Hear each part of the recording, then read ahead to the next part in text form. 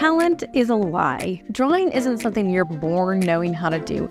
Anyone can learn, and I've seen it firsthand through the thousands of people that I've taught to draw. And in this video, I'm going to prove it to you by showing you the 3 steps to take that work for everyone, even total beginners, tricks professionals use to save time on complicated drawings, and some special tricks that digital artists can use to make the process even easier. Let's start by looking at the 3 steps to draw an owl. In step 1, you'll draw a circle, and in step 2, you'll simply draw the rest of the owl.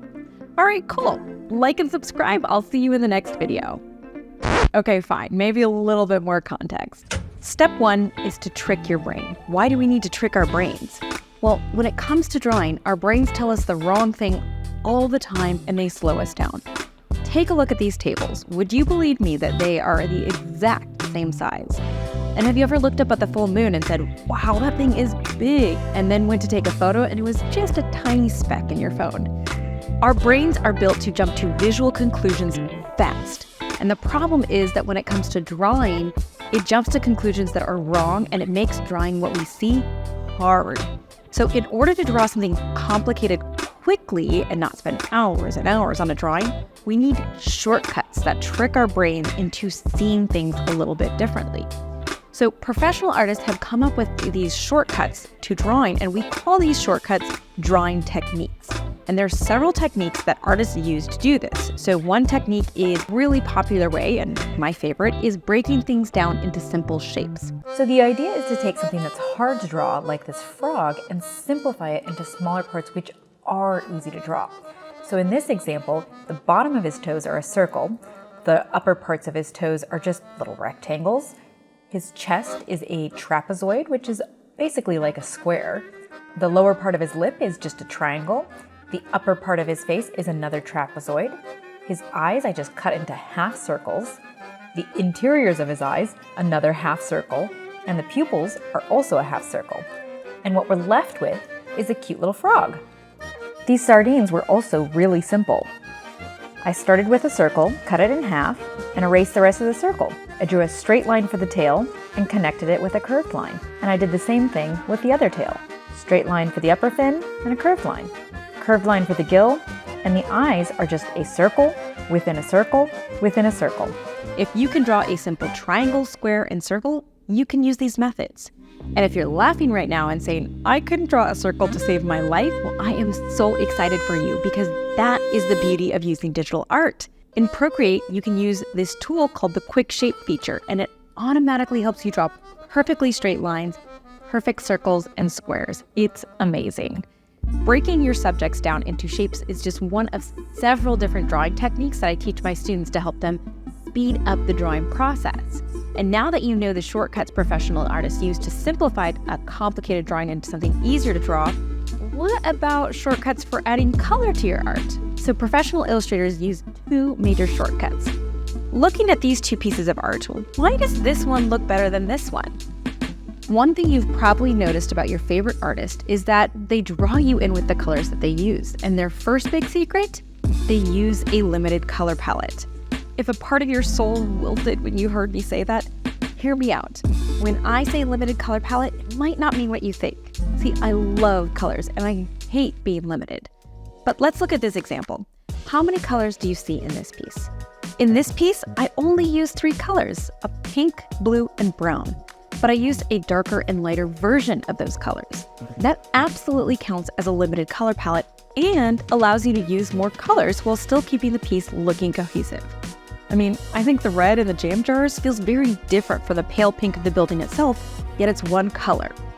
And just using that range of really dark versus really light versions, well, it gives you a chance to play around with a lot more colors because it's technically the same color, but it creates a more unified piece. With that knowledge, can you tell how many colors I used in this piece? In the sardine art, I'm only using 3 colors, a pink, a blue, and a yellow. See, when you use too many colors in a single piece, it's kind of like using too many seasonings in a single dish. 20 different spices in your dish would probably taste gross and overwhelming.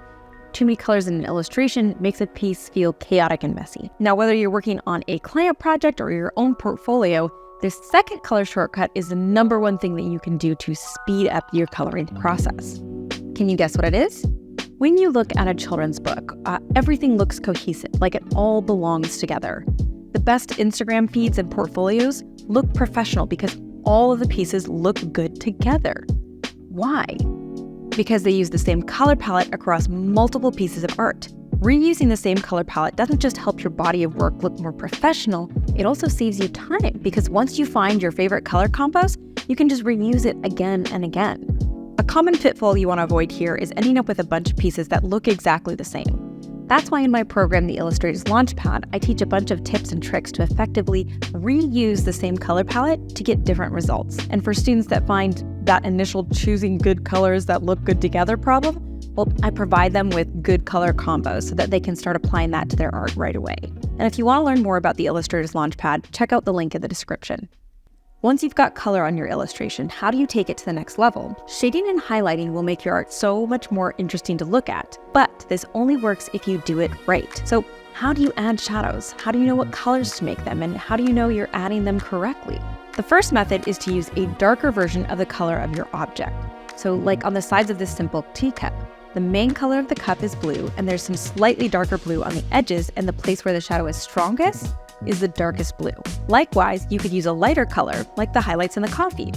Or with the stripes and the oranges, I started with a deep orange and added lighter highlight. Now, a second method of adding shadows is to use a slightly different color for the shadow. So in this strawberry, instead of using a lighter version of that same pink, I actually went a little closer to magenta on the color wheel to add the highlights. Now, this is a slightly more advanced method because you got to be careful about the amount of colors you're introducing, and you got to make sure that they're still all going to work together.